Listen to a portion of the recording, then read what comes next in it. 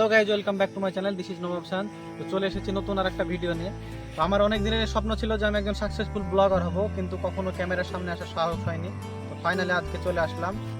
তো আমি আমার সম্পর্কে বলতে গেলে আমি একজন সাধারণ মধ্যবিত্ত পরিবারের ছেলে, গ্রামের ছেলে।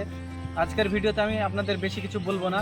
আমার গ্রামের একটা সুন্দর জায়গা যেখানে আমরা বন্ধুরা সবাই মিলে আড্ডা দিই, সেই জায়গাটার সিনেমাটিক আকারে আপনাদের প্রাকৃতিক সৌন্দর্যটা আপনাদের সামনে তুলে ধরবো। তো ভিডিওটা দেখতে থাকুন এবং সঙ্গে থাকুন।